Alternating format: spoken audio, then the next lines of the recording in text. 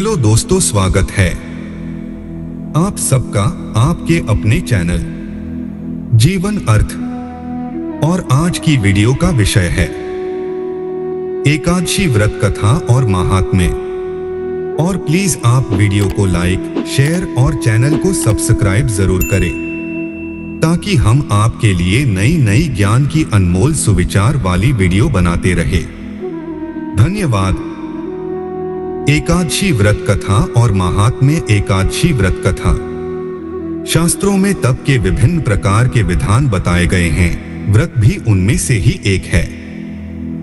सभी प्रकार के व्रतों में एकादशी व्रत को सर्वोत्तम कहा गया है। हिंदी महीने के दोनों पक्षों, शुक्ल पक्ष और कृष्ण पक्ष के एकादशी तिथि को इस व्रत का विधान है। एकादशी तिथि भगवान विष्णु को अत्यंत प्रिय है। इस दिन उपासक सभी प्रकार के विकारों को त्याग कर भगवान की उपासना में लीन हो जाते हैं एवं अपनी शक्ति के अनुसार निर्जल, नक्त या एक भुक्त व्रत करते हैं। यह एक जीवन अर्थ एकादशी व्रत महान पुण्य फल को देने वाली है और सभी प्रकार के पापों का नाश करने वाली है। व्रत के नियम। दशमी की रात बीतने पर एकादशी को प्रातःकाल नित्य क्रिया से निवृत्त होकर दातुन से मुख शुद्धि करना चाहिए। फिर हाथ में शुद्ध मिट्टी लेकर निम्नलिखित मंत्र का पाठ करके मिट्टी को शरीर में लगाकर स्नान करना चाहिए। अश्वक्रांते, रथक्रांते, विष्णुक्रांते, वसुंधरे वर्टिकल बार। मृत्तिके हर में पाप यन्मया पूर्व संचितम वर्टिकल बार।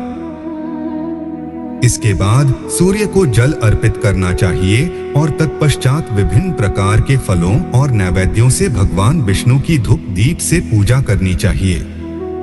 इस दिन व्रती को दृढ़ संकल्प होकर काम, क्रोध आदि विकारों का परित्याग करना चाहिए। इस दिन सत्संग का लाभ लेना चाहिए और धर्मशास्त्रों से मनोरंजन करते हुए समय व्यतीत करना चाहिए। भक्तियुक्त होकर संध्या आरती करने के बाद भगवान के समीप रात्रि जागरण करना चाहिए। अगले दिन द्वादशी तिथि को प्रातःकाल शुद्ध होकर पुनः भगवान विष्णु की पूजा करके उनको विभिन्न प्रकार के फलों और नैवेद्यों का भोग लगाना चाहिए। तत्पश्चात जीवन अर्थ ब्राह्मणों को यथाशक्ति दान देकर गौमाता को कुछ खिलाना चाहिए। फिर इसके बाद व्रती को भगवान का प्रसाद ग्रहण करके पारण करना चाहिए। एकादशी उत्पत्ति की कथा। प्राचीन समय की बात है, सतयुग में मुर नाम का एक दैत्य हुआ। वह बहुत शक्तिशाली था। उसने स्वर्ग को जीतकर देवताओं को वहां से निकाल दिया। ब्रह्मा जी के वंश में तालजंघ नामक एक महान असुर हुआ। मुर दानव उसी का पुत्र था। मुर दानव ने तीनों लोकों को जीतकर प्रत्येक पद से देवताओं को वंचित करके उनके स्थान पर अपना प्रतिनिधि नियुक्त कर दिया और सृष्टि का संचालन स्वयं करने लगा। इस प्रकार यज्ञ और पूजन से जो बल देवताओं को मिलता था वो असुरों को मिलने लगा। इस प्रकार असुर और भी शक्तिशाली होने लगे। हारकर देवतागण भगवान विष्णु के शरण में पहुंचे और उन्हें सारा वृतांत सुनाया। सारी कथा सुनकर भगवान विष्णु को बड़ा क्रोध आया और उन्होंने मुर दानव के साथ भयंकर युद्ध किया, पर वे युद्ध में मुर को पराजित नहीं कर पाए। इसके बाद भगवान मधुसूदन बद्रिकाश्रम चले गए। वहां जीवन अर्थ सिंहावती नाम की एक गुफा थी जो 12 योजन लंबी थी। उस गुफा में एक ही प्रवेश द्वार था। भगवान विष्णु उसी गुफा में जाकर तप में लीन हो गए। इधर मुर युद्ध में भगवान विष्णु के पराक्रम को देखकर अचंभित था और उन्हें अपना सबसे शक्तिशाली शत्रु मानकर मार डालने के उद्देश्य से उनके पीछे लगा रहा। कुछ समय बाद ढूंढते ढूंढते मुर भी उसी गुफा में प्रवेश कर गया जहां भगवान विष्णु तप में लीन थे। वहां भगवान को तप में लीन देखकर मुर अत्यंत प्रसन्न हुआ और उनको मार डालने के लिए आगे बढ़ा। तभी भगवान विष्णु के शरीर से एक परम तेजस्विनी कन्या प्रकट हुई जो अत्यंत रूपवती और विभिन्न प्रकार के अस्त्र शस्त्रों से युक्त थी। उस तेजस्विनी कन्या ने मुर को युद्ध के लिए ललकारा।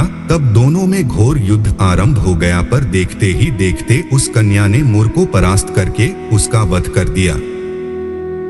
मुर दानव के मारे जाते ही भगवान विष्णु जाग उठे और पूछा कि मेरा ये शत्रु अत्यंत उग्र और विकट था, किसने इसका वध किया है? तब वो कन्या बोली कि हे देव, आपके ही तेज से मेरा जन्म हुआ है और मैंने ही इस दानव का वध किया है। ये सुनकर भगवान विष्णु अत्यंत प्रसन्न हुए और उनसे वर मांगने को कहा। वह कन्या साक्षात एकादशी ही थी। उन्होंने कहा, जीवन अर्थ कि हे प्रभु, अगर आप मुझ पर प्रसन्न हैं तो मैं आपकी कृपा से सब तिथियों में प्रधान, समस्त विघ्नों का नाश करने वाली और सब प्रकार की सिद्धियां देने वाली एकादशी देवी हूँ। जो लोग आप में भक्ति रखते हुए इस दिन को व्रत करें, उन्हें आप सब प्रकार की सिद्धियां दें। इस दिन जो लोग उपवास करते हुए मेरे व्रत का पालन करें, उन्हें आप चारों प्रकार के फल, धर्म, अर्थ, काम, मोक्ष दें। तब भगवान विष्णु बोले कि हे कल्याणी, जो भी तुमने कहा वह सब पूर्ण होगा। जो भी मनुष्य एकादशी को उपवास करेगा वो वैकुंठ धाम में जाएगा, इसमें जरा भी संदेह नहीं है। इस प्रकार भगवान विष्णु का एक नाम मुरारी पड़ा। मुरारी मतलब मुर के अरी, शत्रु। दोस्तों, वीडियो को लाइक, शेयर और चैनल को सब्सक्राइब जरूर करें। मिलते हैं जीवन अर्थ की नई वीडियो के साथ। धन्यवाद। जीवन अर्थ आपको विश्व स्तर से संग्रहित ज्ञान की अनमोल सुविचार जानकारी हिंदी में प्रदान करता है।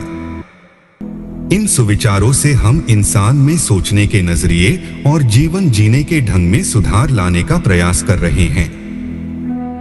महत्वपूर्ण, हमारे वीडियो उपयोगी जानकारी प्रदान कराते हैं।